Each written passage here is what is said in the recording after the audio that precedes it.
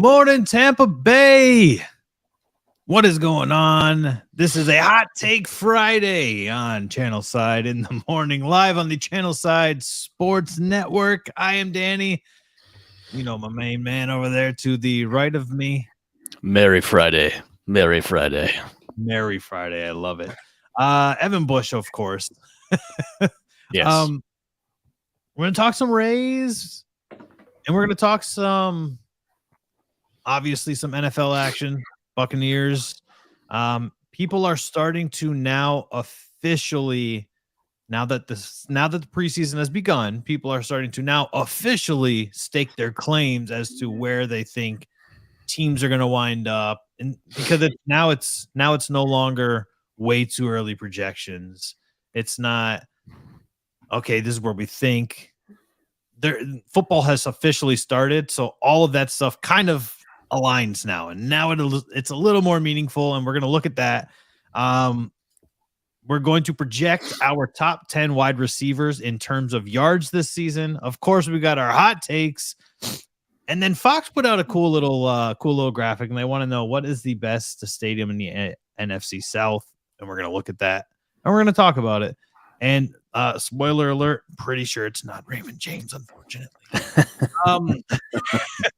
Just gotta throw that out there. Let's jump right into it. Let's talk some Tampa Bay Rays, Evan. Of course, they got the W yesterday in Detroit. We're calling this a must sweep series in Detroit, correct? Like you have to go in. You can't lose a single game. Yeah, I agree with you on that. This is definitely now.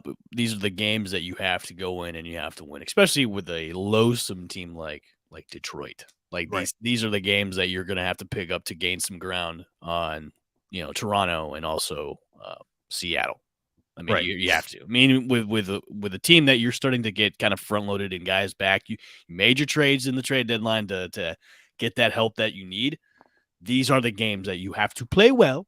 And you have to score runs, which they did last night, which was kind of almost like a breath of I wouldn't really consider it a breath of fresh air, but it was almost like, thank God they won a game. Like, you know what I mean? Like, yeah, coming out of the series that they had at home but against Toronto. I mean, they split against Toronto, which is it's good. I'm happy with that. I'm happy that you split with Toronto because you want to at least get one of the games out of that 2-game set. But coming into Detroit after a one game winning streak, you want to like continue that going on to the home or the away trip that you have. And what they did last night was good. They looked good. They were swinging the bats really good last night. And Brandon Lau had a great game last night. Welcome back to the offensive front, Mr. Brandon Lau. He had a good night last night. So it's good to see him getting. I think it's now is an opportune time to get those guys that were so cold at the beginning and guys coming back from injuries. Now let's start to heat up what we need to heat up the most. Right. You know what I mean? And the guys that produced the offense last year, those are the guys that we want to heat up. And Brandon Lau is one of them. And if he starts to heat up, then you're going to see guys around him heat up too. And Randy Rosarena was putting that last night too. Isaac Paredes too as well, and coming back to it seems like he just has a thing just to punish Detroit whenever he plays them because he just is smacking the ball around, which we want to see on a daily basis. So yeah, Danny, it is a must sweep series just to continue winning because we talked about this before. Is with the amount of games that you have in August and then looking towards September, is you have to, I said this before the show, you really have to have a great August going into September. You know what I mean? You can't be 500 or below 500, not overall record wise. I'm talking about just for August itself. Right. You have to have an above 500 record going into September because September is brutal. It 100% is. And in terms of the remainder of the season, I mean, you see it on the graphic right there. 14 of 17 of their series are against teams above 500. And all that are in like playoff mode. They're all like in the hunt. Right. So, I mean, you've got to make sure that you've got it together. They're one game out of second place, right behind the Seattle Mariners. The issue is that the Mariners are just kind of creating some distance, right, in their own division, and that's the issue for the Rays. It's not. Correct me if I'm wrong, but I think the Rays have the tiebreaker currently in terms of record over the Mariners due to their I think that they've won. I think they have the tiebreaker over Toronto and Seattle. I believe they do. Yeah. So it's just a matter now. of winning more games at this point. Right. And I think also too is like, look, I mean, if Seattle starts to push away from that top spot in the wild card, okay, well, we can hammer Toronto. We can gain on Toronto. You know what I mean? And it's, I don't want to like say, hey, it's getting kind of iffy right now. This is the month where you have to turn and burn to get the separation. You know what I mean? Because it's if you really wanted to make the playoffs again this year, and maybe prove me and you wrong, Tampa Bay Rays, let's turn and burn right now. Let's do this. Yeah. Well, I mean, and then your next two series following this, you have the Royals and you have the Angels. Easy peasy, man. Both teams are under 500, but here's the issue, and this has been the issue all season. They play down to their opponents, and they're 1-2 against both of their opponents, and that's a problem. You can't. That's why this is a must sweep series. You can't. You have to gain ground on both the Mariners and the Blue Jays because you have that tiebreaker over them. You have to gain ground. Don't forget, after this series, we go into 2 against Milwaukee, which we had trouble against last month, and then the interesting series, the end of next week, which is against the Baltimore Orioles, which are only 2 games out. Right. Yeah. So it's definitely tough. Which is funny, Danny, is we're saying like Baltimore is 2 games out. Do you would have ever thought that we would have said Baltimore is posing a threat to be in the wild card spot? No, I mean, and rewind back to a month ago when they're 10 games under 500, and then they just won that absurd streak. Mm-hmm. And yeah. And well, it's gonna what's I think also too. It's gonna be fun because we come back and play Baltimore, and it's like the homecoming for Brett Phillips too, right? And then we go away and play a 3-game set against New York. So we have 2 sets against AL East teams where, like, these are gonna matter, like especially against Baltimore. Right? You gotta win like 2 out of the 3, or at least sweep Baltimore, and then going into New York, you gotta pray. And that's the issue, is because we talked about it, and we'll go more in depth as this season rolls on, but look ahead. Once we end this morning, pull up MLB.com, pull up ESPN, pull up wherever you're going to get your baseball standings and your scheduling from, and just look at the gauntlet that the Tampa Bay Rays have to close out this season. And honestly, from here, because we've already talked about it, they play poorly against bad teams, which makes the remainder of the season from here on out very, very dangerous for this team. I don't know if the Rays have maybe the hardest schedule on the final stretch. The Rays they're tied with the A's they have with the hardest schedule. The strength of schedule it's weird how baseball breaks it down, but it's a 0.4. Okay. Most of the teams that are above them are negative. Okay. So they have one of the hardest schedules going down the home stretch. Yep. And I mean, the A's are completely out, obviously. Right. You did say earlier in the week that you don't think that the Rays are going to make the playoffs, and I don't think that that's incorrect. I'm just being realistic here. I mean, listen, I'm not saying that if they miss it, they're going to miss it by a lot. I'm just saying that with the schedule coming up in September, it's just going to be tough, like so tough. So that's why this month kind of matters the most, is you really have to go into September on a really high winning streak. Like you've got to destroy August going into September. Yeah, because you're already on the outside looking in. Granted, you're very, very close to taking that second wild card spot back, but you're still on the outside looking in. Right.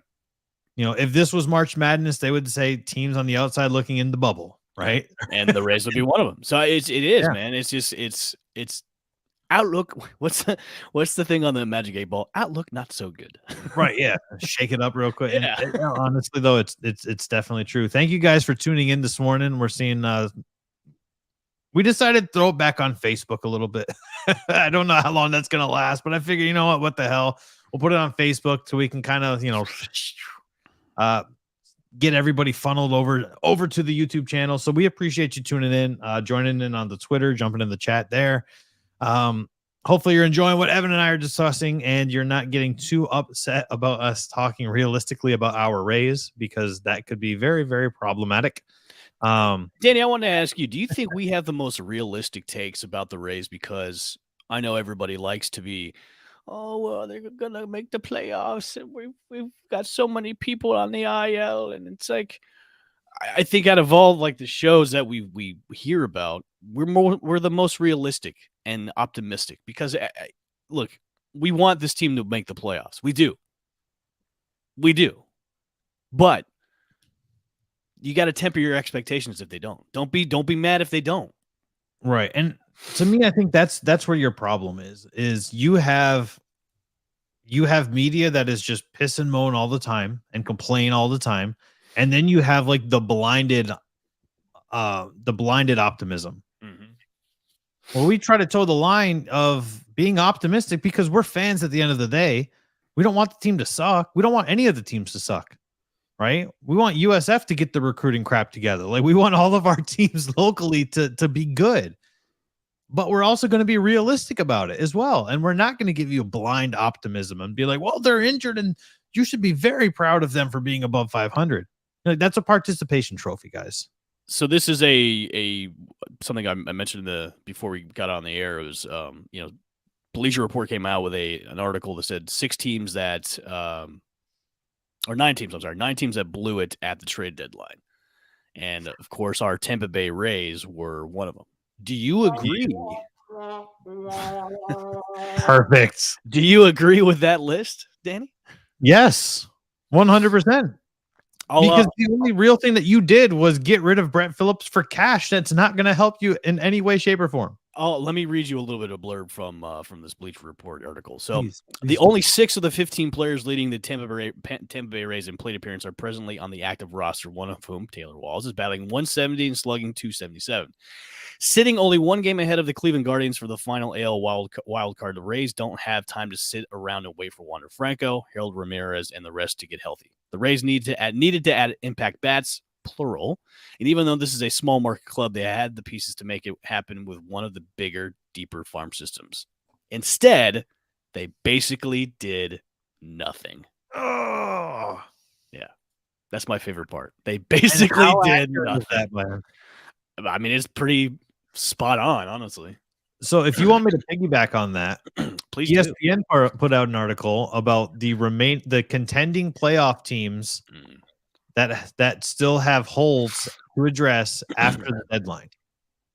The Rays didn't even make the list. Wow.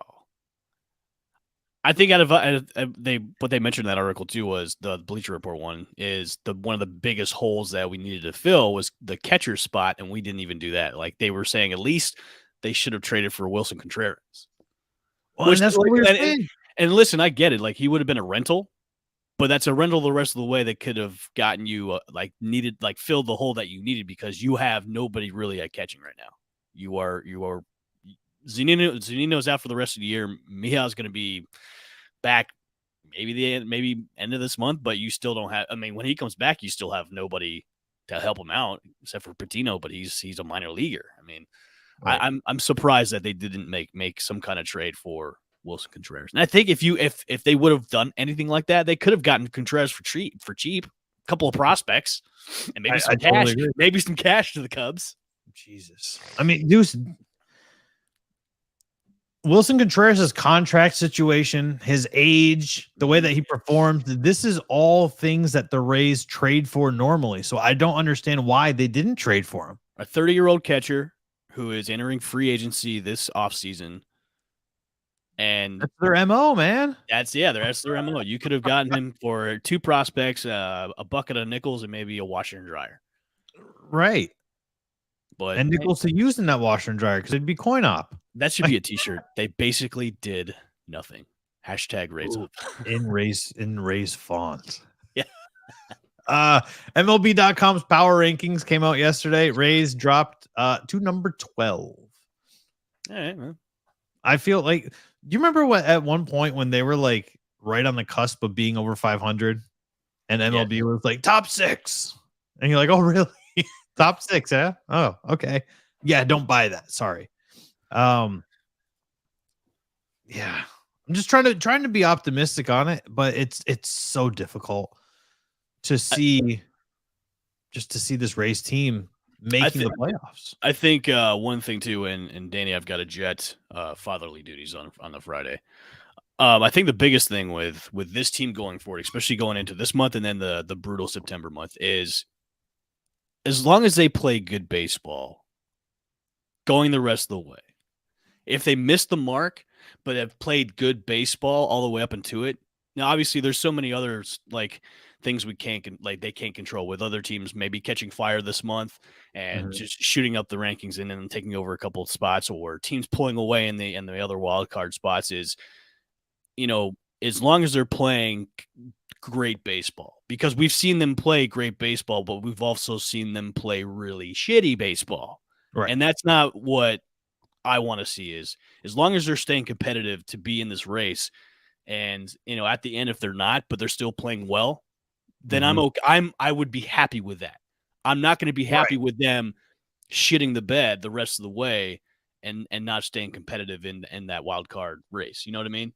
Correct. 100%. I'd be more satisfied with them being more competitive and playing great baseball than not playing great and then just playing shitty and shitting the bed the rest of the way. Right. And that's, to me, that's exactly where they need to be. Is if you're going to miss the playoffs with style. Exactly. That's the great thing you just said. Miss it with style. I like that. Miss it with style. Like falling with style, right? Right. Like, because then if you had your expectations where hey, make the playoffs, maybe you take a run for the World Series, but you miss it with style. That's okay with me. That's another good t-shirt, man. Mess it with style, baby. Yeah, messing with style. I like it. I like it. It's good. It's good t-shirts. We got t-shirt slogans all over the place. You get a t-shirt, I get a t-shirt. We're like Oprah. Yeah. We get t-shirts here. You get a shirt, but you got to buy them though. Sorry, guys. Yeah, that's true. You got to buy them. Pockets aren't deep. They're actually sewed shut.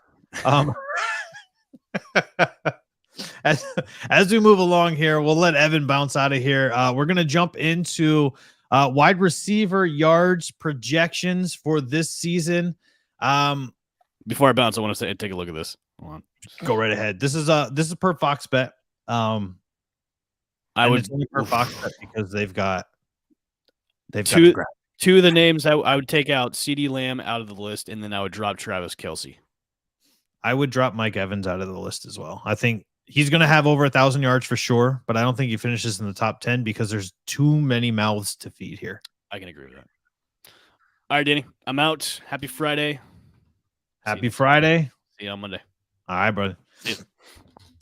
I would look, Cooper Kupp here. Here's the thing with Cooper Kupp, guys, is if we're looking at the list with Cooper Kupp on it, and this is where it's difficult to say that Cooper Kupp is not going to lead the league in receiving yards again. And that is solely for the reasoning that it didn't matter what game it was last season.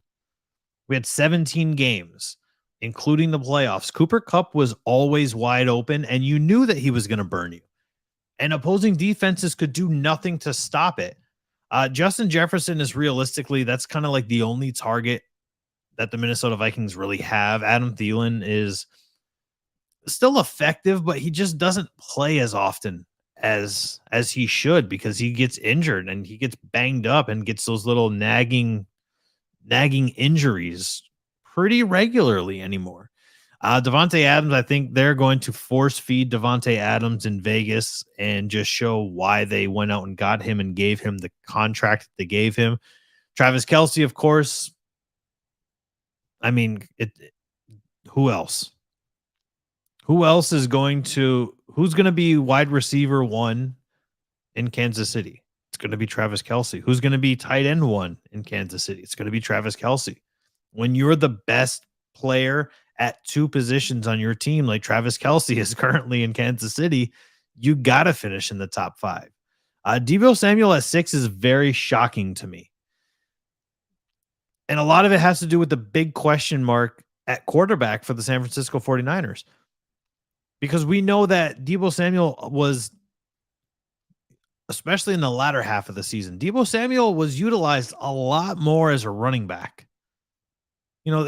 Obviously, Eli Mitchell was banged up, Trey Sermon was banged up, and they had some nagging injuries in the backfield in San Francisco. But Deebo Samuel at number 6 with the big question marks they have at quarterback is very alarming to me. And I would not put Deebo Samuel in the top 6. I don't even know if I'd put Deebo Samuel in the top 10, if we're being totally honest.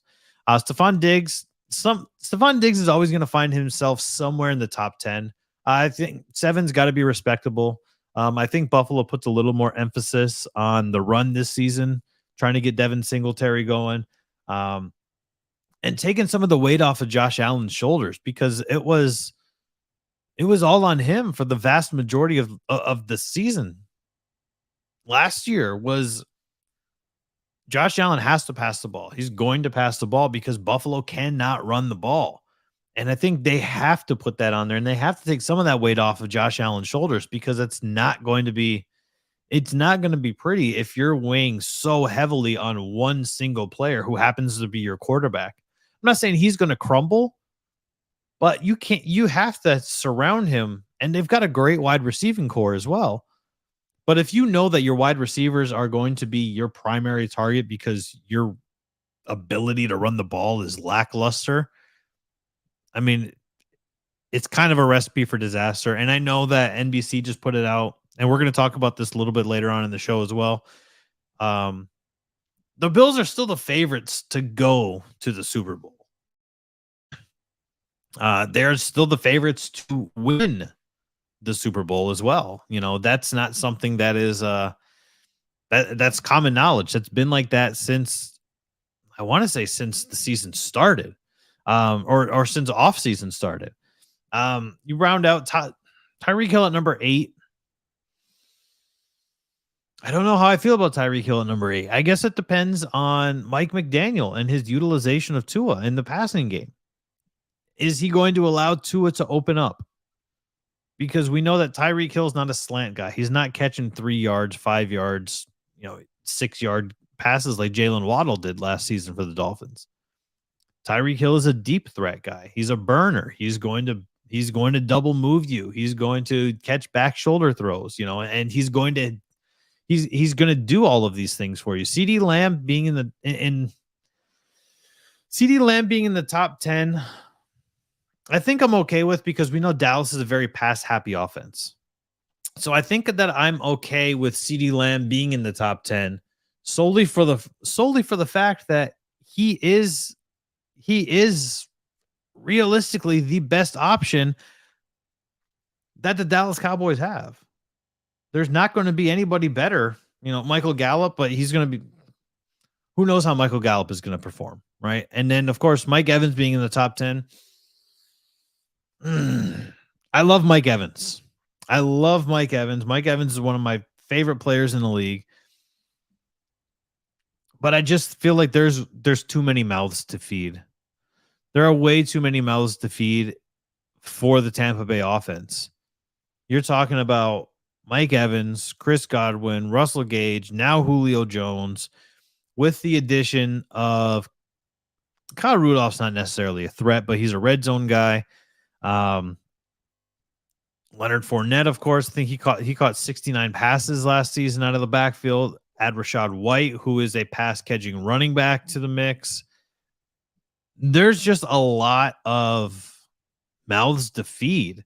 And I don't know how big the buffet in Tampa is going to be. I don't know how they're going to be able to, there's a couple things that we're sure about when it comes to Tampa Bay, right? We are sure that Mike Evans is going to get 1,000 yards. I don't see any possible way that Tom Brady does not make sure that Mike Evans gets 1,000 receiving yards this season and continues that streak. We saw it last season with Gronk. He needed 5 passes in the final game. He got his 5 passes in the final game. And he needed X amount of yards, and Tom Brady made sure that happened. We saw it the season before with Antonio Brown. Tom Brady made sure Antonio Brown got his incentives, because that's what Tom Brady does. Tom Brady is a team guy. And he knows that money is a motivator. He's not a dummy. Money is a motivator for sure when you're talking about NFL players, especially when it comes to your incentives. So this for me is where when you're looking at sure bets and sure things, Mike Evans over 1,000 yards for sure. And here's where it's crazy is finishing in the top 10. Like Mike Evans over the last couple of seasons with the emergence of Chris Godwin, Mike Evans has seen his yardage drop. I think his career high is 1,300 yards, which is a very good number. But I don't even think a 1,300 yard season is going to be in the top 10 anymore. Maybe 8-9. But I think Mike Evans is going to get just over 1,000 yards again. Chris Godwin is going to, if healthy, Chris Godwin will probably be the leader in terms of receiving yards for the Buccaneers. I would love for Mike Evans to finish in the top 10. I would love for Mike Evans to finally get a first team All Pro nod. You can't lead the league in receiving touchdowns since you've entered the league. Be the only wide receiver to start your career with 8 straight 1,000 yard seasons and tell me that he's not a first team All Pro. I don't buy it.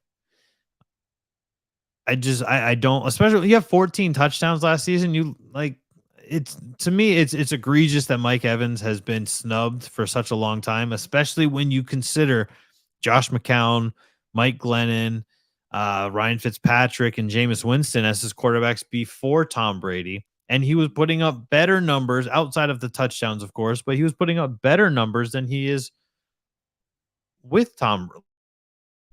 He's putting up better numbers than he was when before Tom Brady. He had more receptions. He was getting more yards. Tom Brady comes now. Yeah, now he's a red zone threat. He's still putting up very good numbers, but they're not as high. Because and people are talking about him more now because that's the Tom Brady effect. And that's the unfortunate thing about what Mike Evans' career has been, because those first 6 years he had were phenomenal. Tied Randy Moss's record for 6 straight to open up your career. Broke it in the 7th year. Randy Moss obviously got injured in his 7th year, but he broke it. And now he's the sole holder and he's looking to just extend that. I don't know if we'll see that again. I don't know if we'll see it, because that also speaks to the durability of Mike Evans, right? Like that speaks to even when he's got nagging injuries, because most football players, especially wide receivers, they have nagging injuries as you move along in the season. We know that. I mean, I'm a Lions fan. I grew up a Lions fan, grew up in Detroit. So I watched and saw Calvin Johnson, banged up knee, banged up ankle, broken fingers, dislocated joints, all the time, always playing. Obviously towards the end of his career, that's a little bit different, but was always playing. And there was never a shadow of a doubt that Calvin Johnson was always the best receiver on the field, bar none. It didn't matter. And that's kind of the same thing for Mike Evans. And even when he has missed games, even when Mike Evans has missed games, he has still been able to eclipse the 1,000-yard mark every season. And I think that's really a testament to where he's at and where he should be in terms of getting that level of respect and getting that first team All Pro. As we move along here, I find these interesting. Fox has been putting these out for every division. Of course, obviously, we're going to talk about the NFC South because that features our Tampa Bay Buccaneers. And it very cut and dry. What is the best stadium in the NFC South? Who has it? And I've been fortunate enough. I haven't been to Bank of America Stadium, but I've been to three of the four myself. And I gotta say, Raymond James is not the best stadium. We'll preface this. I gave you a little spoiler earlier. Raymond James to me is not the best stadium. And some of it has to do with it. You sit in a freaking sauna, man. You sit in a sauna and you just sweat and you get burned. And it's just it's so freaking hot for so long. I remember I went to a Lions and Bucks game. This is before I started covering the Bucks. I was actually covering the Lions for USA Today. And I went to the Lions Bucks game with my wife, and it was in January. And it was still hot as hell. It was insanely hot. And this is in January. And I get it. We live in Florida. There's some cool quirks to Raymond James Stadium. Obviously, the pirate ship is awesome. I don't like that they got rid of the galley to put in the bleachers this season, though. I don't like that. I think that was a cool spot, especially because you could see it from your seats. And now you're not going to see that. You're going to just see more seats. And I get it. You want to sell more tickets. It's likely Tom Brady's last season. I totally understand why you want the ticket revenue. But I think that's where you're going to miss out a little bit, man. You're going to miss out on the visual aspect of it. I think you have to give the Mercedes-Benz Stadium the nod as the best stadium. If you've been into it, it's truly state of the art. It really is. It's a gorgeous stadium. I know I'm going to piss off a lot of fans, but I'm going to put the Superdome second. I've been to the Superdome for a football game, and I've been to the Superdome for WrestleMania. And that's the Superdome is just so goddamn big. And it's the Superdome for a reason. I mean, when you're pulling up on I-10 and you're pulling into New Orleans and you just see the massive structure that is the Superdome. Now, is it gaudy from the outside and is it ugly? It's definitely ugly.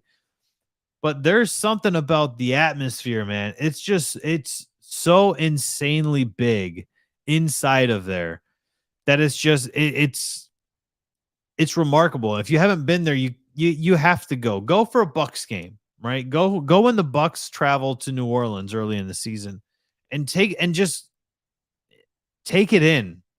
You know, obviously you'll be in the minority there, but I'll tell you, like when we were there, when my wife and I were there for what was it, WrestleMania 34, I think. When we were there for WrestleMania 34, and we bought last minute tickets, and we're sitting very, very far away from the ring. And when stuff is happening, you are so far away from the fans at the ring that you hear them cheer before anybody else around you cheers because it has to travel such a far distance. And you don't have that realistically I've been to a lot of NFL stadiums, and you don't have that realistically at any of the other NFL stadiums because they're not as big. And to me, that's what makes the Superdome it makes it pretty damn cool. So I would say, based off of my experiences, Mercedes-Benz Stadium is number one. The Superdome is number two. Raymond James is number three.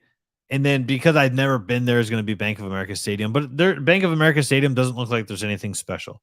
I'm always a sucker for the skyline shots from the stadium.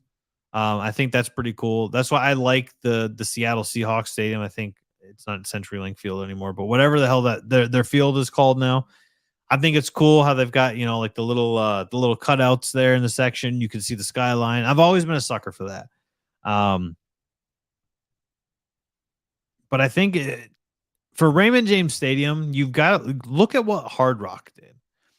Look at how Hard Rock Stadium kind of like revamped it. I don't want the Bucks to have to get a new stadium, right? Raymond James, for what it is, Raymond James is a nice stadium. It's just so damn hot in Florida. But if you put like those permanent tarps over the corners, I think that's going to go a long way. I think you're going to do a lot of good. Because that's the biggest gripe that you have with a lot of fans is that it's just too hot. look at how the Rays new stadium, one of the things that they're fighting for is we have to have a roof. Now, does it need to be retractable? Whatever. I mean, there's wants and there's needs, right? A want is a retractable roof for Tropicana Field or for whatever the new stadium is going to be. That's a want. That's not a need. You don't need to be open, but you could do the same thing that Hard Rock did if you really want to have kind of the best of both worlds. Limit the amount of actual airspace, right? There's a lot of things that you could do to improve the quality, the fans' experience at Raymond James, because a lot of people just gripe about it. And that's why they did what they did in Miami, is because fans weren't coming as often, especially earlier on in the season, because you go there and you basically die. You go there and you kick back a couple cold ones. They kind of just go right through you because you're sweating profusely. And then now you've got, like, especially if you're in a rivalry game and then the emotions are high, everybody's overheated, and it's not a good time in general, right? Like that's the issue that you're going to run into. So I definitely think that if Raymond James wanted to jump up, because the experience at Raymond James is pretty cool, but if they wanted to jump up to the forefront, I don't think you can beat out the Mercedes-Benz Stadium in Atlanta. It's too new. It's too state of the art. I don't think you're ever going to beat that until you get a new stadium. And I don't think the Bucs need a new stadium. So I think if you want to jump out to number 2 and get over the Superdome, for me, is figure out a way to kind of cover the fans a little bit better and give it. Don't make it a dome. Don't close it. Don't do that. But figure out a way to just add a little more shade and a little more protect. Don't do what Levi Stadium did out in Santa Clara for the 49ers, where for 75% of the game, if you are on one side of that stadium, you are literally baking in the sun, where the other side of the stadium is completely covered and it's always shady. Don't do that, because that's absolutely terrible. Preseason started last night, of course. The Jacksonville Jaguars lost to the Las Vegas Raiders, and a couple of things that I want to talk about here. Jarrett Stidham, and I'm going to use a lot of comparisons here, and Jarrett Stidham didn't do anything fantastic last night, but he impressed me. And what I noticed from Jarrett Stidham is exactly what I want to see from Kyle Trask. Now, like I said, it wasn't fantastic. He was 8 of 15, 94 yards, and he had a rushing touchdown. But here's the thing, is that he did enough. He 2 field goal drives, he scored a touchdown on his own, and he controlled what he could control, and he did the most with what was available on the field. With the way that Kyle Trask has looked through training camp thus far, if I can get a Jarrett Stidham style performance from Kyle Trask, and I know the first game is on the 13th, and I know we've got plenty of time, but if Kyle Trask stays the course through training camp, because you got to remember, Tom Brady got the day off because it was his birthday. Kyle Trask threw back-to-back interceptions in the red zone. Did not look good on Monday with the first team. And I don't want to say that he's not the guy, because I'd like him to be the guy solely, as I said yesterday, solely for the fact that I don't want the Buccaneers to have to try and figure it out. I don't want you to have to figure out what's going on at the quarterback position after this year. I want you to already have it figured out and say, you know what? Kyle Trask showed progression. Kyle Trask showed improvement. And in the preseason, when we called upon him, he looked good at game speed. Because you can say whatever you want to say, practice, training camp, whatever. It's not game speed. It's not full game speed. Players are always going to hold up even a little bit. It doesn't matter how competitive you are, because you don't want to knock a Leonard Fournette out. You don't want to knock him out for the full season. You don't want to knock Tom Brady out. I mean, obviously they wear the red shirt or the orange shirt in Tom Brady's case, but you don't want to injure your teammate. I'm not saying you want to injure your opponent either, but you're not going to pull up when you're playing at game speed in a game. So if I can get some sort of performance similar to that from Kyle Trask, I would be happy with that. And then I'd like to see him build upon that. I would like to see Tom Brady not play at all in any of the 4 preseason games, 3 preseason. I don't want to see him play. I want to see Kyle Trask take all of the snaps. I don't want to see Blaine Gabbert play. I want to see Kyle Trask take all of the snaps. We know what we're going to get with Blaine Gabbert. We're going to get a backup quality quarterback, a quality at QB2 or QB3. What I want to see is Kyle Trask play all 4 quarters in every preseason game. I don't care if the Buccaneers lose every preseason game. Preseason means nothing. You remember when the Lions went 0-16? They went 4-0 in the preseason that season. Preseason means nothing in terms of how you're going to perform in the regular season with all of your starters. I want to see Kyle Trask from opening kickoff until the clock reads 4 zeros. I want to see him every snap. I don't care if he's playing bad. I don't care if he's playing good. If he has a game where he's got 5 interceptions, so be it. I don't care. Get him as many game speed reps as you possibly can so you can weigh out all of your options. And if he does not look like the guy in preseason, he's not playing against a lot of first team players. Maybe in the final game, he'll play against more of the first team defensive starters. But for the vast majority of these games, he's playing against backups. And if you're telling me a quarterback that is supposed to be the future of this team at game speed is still performing poorly against backups, it's time to move on. And he's not the guy. And we have to come to that as a reality. I'm sorry, Gators fans. I know you wanted your boy to work out, but if he can't perform preseason, he's not going to be the guy. Don't give me he's going to sit behind Tom Brady, because you're the same group that told me that Baker Mayfield sitting behind Tom Brady doesn't mean anything because Tom Brady doesn't teach players stuff. You're the same group. So we have to make up our minds when we talk about this. Is sitting behind Tom Brady good or is it bad? It's not different for each player. It's the same. Tom Brady's either going to teach you or he's not going to teach you. And it's not his job to teach you. It's not Tom Brady's job to teach you. Jason McCourty last night was on Football Night in America before the preseason game started. And they were talking about their Super Bowl picks. Obviously, we know that the Buccaneers have kind of been, and this is what I was talking about at the beginning of the show. Before preseason starts, you kind of got to take a lot of the off-season rankings and things of that nature. You kind of take them with a grain of salt. You can build talking points and you can build, your formulas and arguments for debate. You can start building those based on off-season projections, but a lot of them will call them way too early projections for a reason, because it is way too early in a lot of these cases. Jason McCourty basically says, jump aboard the pirate ship, everybody. The Buccaneers are going back to the Super Bowl. And I'm sorry, he said this on Good Morning Football. That was actually this morning he said that on Good Morning Football as we were preparing for the show.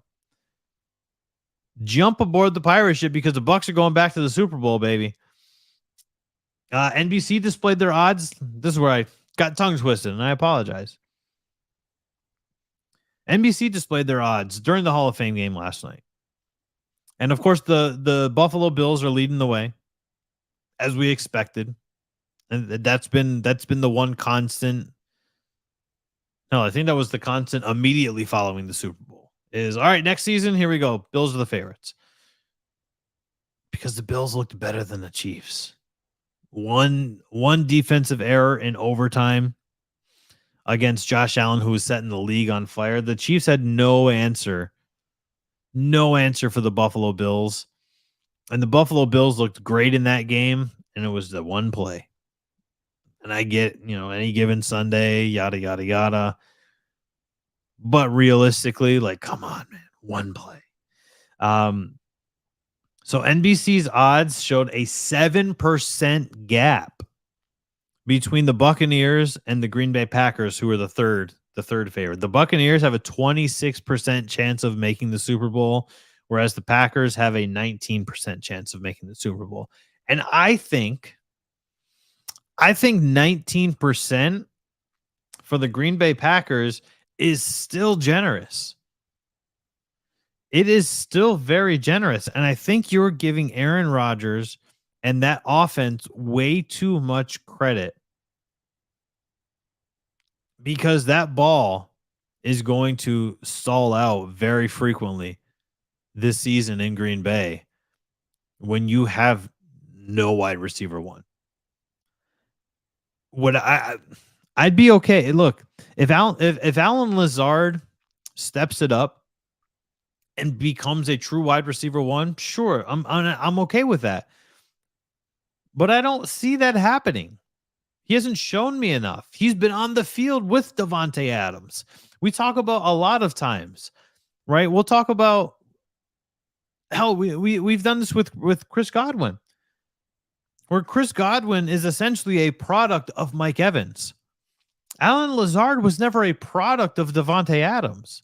If Davante Adams was hurt, the Packers were in trouble. Alan Lazard could not step up and fill that role. Marquez Valdez-Scantling could not step up and fill that role, and he's not even there any longer. Sammy Watkins has never been able to step up and be a wide receiver one on any team. The closest he had was in Buffalo at the beginning of his career. And then he's just fallen off. He's not going to be your wide receiver one. I haven't seen enough from Alan Lazard to think that he's going to step it up and be the wide receiver one. And don't even try to tell me that Randall Cobb out of nowhere is going to become the wide receiver one in Green Bay when he's over the hill in terms of players. Like, he's not fast any longer. He's a hands guy. He's like Hines Ward was at the end of his career. You know exactly what you're going to get from him every single game. You'll get solid catches. You'll get solid receiving yards, but you're not going to get a breakout game because he just simply doesn't have that left in the tank any longer. And there's nothing wrong with that, because that's what Father Time does to the best of us. The Packers at number 3, man. That's tough. That is, yeah. The Packers at number 3 is definitely really tough. We're going to wrap it up here. Hot Take Friday, baby. You already know what the deal is. I'm going to go off the cuff. I had 3 hot takes and I just erased them. So I'm going to go completely off of the cuff here. And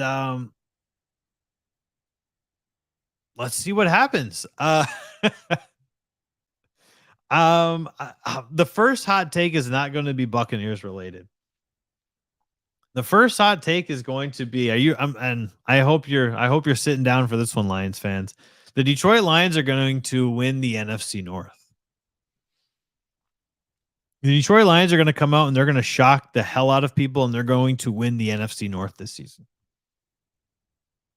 I mean, you can quote me. It's out there. It's in the ether now. Quote me on it. The Detroit Lions will win the NFC North. And DeAndre Swift, piggybacking off of my last hot take Friday, DeAndre Swift will lead the NFC North in rushing yards and will be a top 5 in, I'll say top 5 in the NFC in rushing yards, and will be top 10 in rushing yards. Kyle Rudolph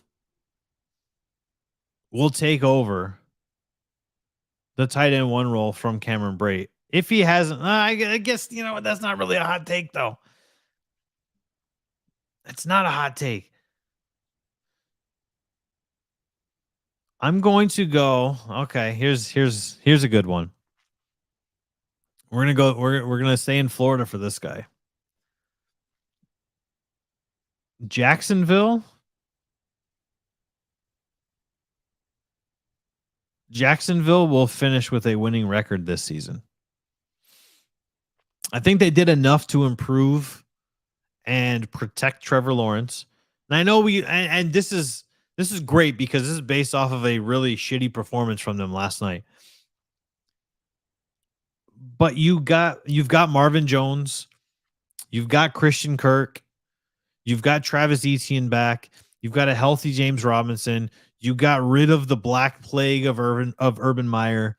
Trevor Lawrence didn't look good last season, but you could see the potential there if you watch the game film of Trevor Lawrence. And I think for me, that's what it boils down to is the game film of Trevor Lawrence was not terrible. He had good reads. The problem is they had no game plan. Their offensive playbook was atrocious because Urban Meyer proved to the world that he has no idea what the hell he was doing in the NFL and had no reason to be there. Thankfully for the Jags fans, he's gone. He's not going to be there, and he's out. Last hot take I've got for you, and it's not necessarily going to be a hot take, but it needs to be out there, and it needs to be there, right? Tom Brady is going to,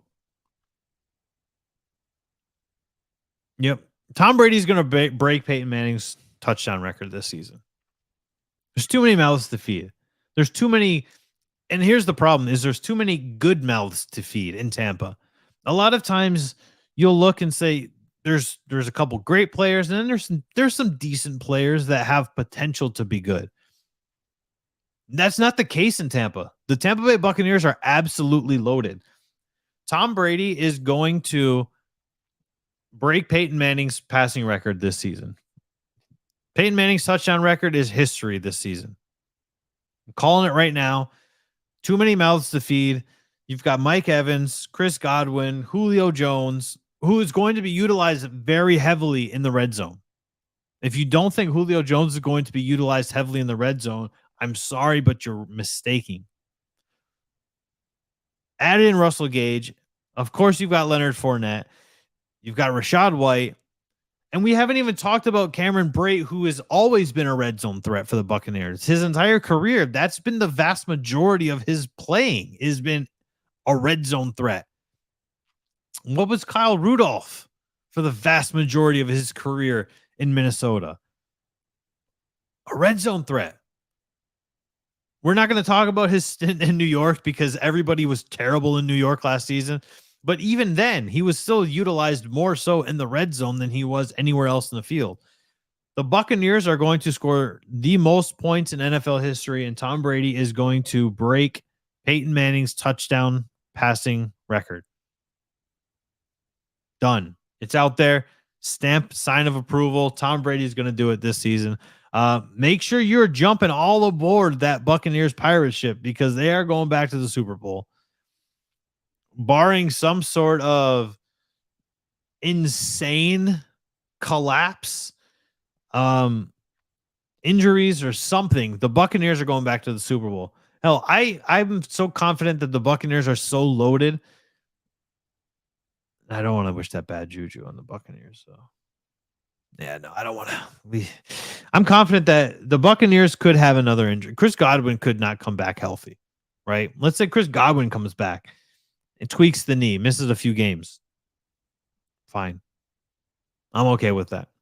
Leonard Fournette, we know Leonard Fournette is usually not healthy for the entire season. For whatever reason, he's a hard runner. It happens. Leonard Fournette, probably going to miss a couple games. Fine. Mike Evans might miss a game. Fine. The Buccaneers are too loaded. They're too loaded, especially on offense. A good offense can always outscore a defense. And by the way, the Buccaneers have a top 5 NFL defense. So there's no way the Buccaneers are too loaded on both sides of the ball. There's no way that the Bucs are not going back to the Super Bowl. And for your hot take, final hot take of Friday, I'll rehash it. Tom Brady breaks Peyton Manning's passing touchdown record. That's going to do it for us on this Hot Take Friday edition of Channelside in the Morning. I hope everybody has a great weekend. Thank you if you tuned in. Thank you if you hopped in the chat. Tag a friend, tell a friend. Channelside Sports is coming. We're taking over the area. I'm telling you that right now. That's not a hot take. That's a factual take. Channelside Sports is coming. It's already here, but we're going to keep growing, keep elevating, and we're going to just, this is it. This is the new hotness, baby. I'm telling you right now. Make sure you like and follow us on all of our social media platforms. Just search for the Channelside Sports Network. If you watch this on YouTube, hit the subscribe button. We're trying to funnel everybody to YouTube and get everybody over into one place. That just makes the chat funner for all of you guys. That's realistically what it boils down to here. The Twitter chat is great, but it's only exclusively on Twitter. The Facebook chat is great, but it's only on Facebook. So if we can get everybody funneled to the YouTube, because here's the realistic aspect of it at the end of the day, we've already got 2 other shows that are getting ready to launch. We've got Channelside Bets. So if you are a DFS player, if you are a fantasy football player, if you use any sports books, we're your guys. And it's going to be broadcasted on YouTube. If you're a professional wrestling fan, we've got 2 of the best minds in professional wrestling in terms of being part of the not smart marks, but just smart wrestling fans that enjoy wrestling. 2 of the greatest minds in Gene Thomas and Corey Hayes that are hosting False Finish, and that will be also exclusively streamed on YouTube. So make sure you follow us on YouTube, hit that subscribe button, and don't miss any of the action. And by the way, there's a lot of other stuff working behind the scenes. Channelside Sports is going to be the place to be. I am Danny. You guys have a fantastic weekend. I will catch you on Monday, and we'll do it all